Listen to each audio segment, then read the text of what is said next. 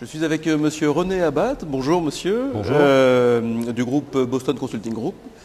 Vous sortez à l'instant d'un grand débat autour de comment se préparer à l'improbable. Alors, une question directe. Au final, est-ce que la meilleure manière de se préparer à l'improbable, ce ne serait pas de le prévoir? Alors, je vais revenir un peu sur une définition, parce que l'improbable, pour moi, c'est ce dont la probabilité est tellement faible qu'il se produise qu'on ne peut pas l'envisager réellement, on ne peut même pas en imaginer l'existence. Pour moi, c'est ça l'improbable. À la différence de l'incertain, on ne connaît pas le résultat, mais on sait qu'il y a des probabilités significatives qui se produisent. Donc, on ne peut pas prévoir l'improbable, mais par contre, on peut et on doit s'y préparer. Et surtout, on ne doit pas obéir à l'adage bien connu qui est de dire que dans le doute, abstiens-toi. Non, dans le doute, il faut agir. Alors, comment se préparer? Il y a plusieurs façons de le faire. Il y a d'abord, je parle d'entreprise plutôt, puisque c'est le secteur que je connais le mieux, faire en sorte que dans l'entreprise, il y ait une certaine agilité qui peut provenir d'une part de l'existence d'équipes diverses. Il faut que les équipes aient des origines diverses. La monoculture est vraiment l'ennemi de la préparation à l'improbable. Donc, diversité. Deuxièmement, transparence et partage des informations. Faire en sorte que lorsqu'il y a un petit incident, lorsqu'il y a des remontées terrain qui indiquent qu'il se passe parfois des choses, que tout ceci soit partagé. Et enfin, une culture d'écoute, une culture d'ouverture vers les autres et non pas repliée vers l'intérieur. Ça, c'est finalement les ingrédients nécessaires pour qu'une entreprise se prépare à l'improbable. Ensuite, il y a des techniques, ce qui est appelé, ce qui est connu comme étant la méthode des futurs et non pas du futur. Les futurs, on construit des scénarios, on construit des futurs improbables et même dont on est sûr qu'ils ne se produiront pas, qui sont caricaturaux. Et ensuite, ces futurs et ce que cela implique servent finalement, deviennent une grille élargie finalement du futur. Et une entreprise, ensuite, après avoir fait ça, doit tester ses stratégies, ses politiques, finalement, au regard de ces différents futurs. Et si sa stratégie ne résiste à que très très peu de ces futurs, elle a un petit problème, il faut la revoir. Si par contre, elle passe, au travers d'elle, il y a une certaine robustesse finalement de la stratégie qui est en place. Donc finalement, oui, on peut prévoir l'improbable. Non, on ne peut pas prévoir l'improbable. On doit prévoir la notion. Oui, voilà, on doit se préparer. Voilà, on prépare l'incertain. Il faut se préparer. Par contre, il faut prévoir l'incertain, prévoir ce que l'on va faire s'il se passe telle ou telle chose.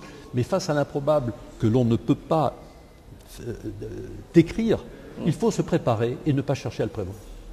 Alors, est-ce que l'éducation ne nous dispense-t-elle pas des facultés d'adaptation que l'homme a su développer, que l'homme au cours des siècles a pu... Alors, si vous voulez, c'est intéressant parce que est-ce que l'éducation ne nous dispense-t-elle pas des facultés d'adaptation? Alors, me dispenser veut dire deux choses. Est-ce que l'éducation nous donne des capacités d'adaptation, ou bien est-ce que l'éducation nous dispense, nous exempte des capacités? Bon, je vais plutôt répondre à la première, enfin me placer dans le sens de votre question, au premier sens. Et en effet, par certains côtés, l'éducation nous donne des armes utiles pour réagir face à l'improbable. Elle nous apprend des crises, des erreurs passées, et elle enrichit notre connaissance de l'histoire. La connaissance des historiques sismiques aurait pu peut-être permettre d'identifier l'éruption du volcan islandais en 2010. Ceci dit, on n'aurait peut-être pas pu prévoir quand ceci allait se produire. Mais enfin, donc l'éducation nous permet d'avoir une base d'expérience collective pour trouver des réponses, pour réagir. C'est l'histoire du pilote qui a améri sur l'Hudson en 2009. Si vous écoutez, moi j'ai écouté les enregistrements, une maîtrise de la situation, aucun mot inutile, beaucoup de silence dans ces conversations avec les tours de contrôle. Manifestement, des gens qui avaient expérimenté, qui avaient déjà vécu, peut-être pas des situations similaires, mais des situations de tension, de stress. Et peut-être que l'on peut dire que la crise de 2008 financière, cette fois-ci, les traders avaient moins de 30 ans, n'avaient pas connu des crises de ce type ou d'un type sans proche, et donc peut-être certaines erreurs auraient pu être évitées. Donc voilà, moi, si vous voulez, l'éducation nous aide beaucoup, et quand il n'y a plus rien, c'est l'adaptation. Mais enfin, l'adaptation, c'est quand même le dernier recours. C'est vrai, la nature reprend ses droits à Tchernobyl, mais enfin, il aurait peut-être mieux valu anticiper et éviter que la catastrophe ne se produise. Toute dernière question et je vous libère. En 2012, c'est une question rituelle que nous posons à tous nos intervenants de la Cité de la Réussite. En 2012, que partage-t-on le plus volontiers selon vous? Voilà, c'est une question. Vaste question. Vaste question. Que partage-t-on en 2012, en 2013, en 2011? Moi, je pense que ce que l'on partage, c'est l'information.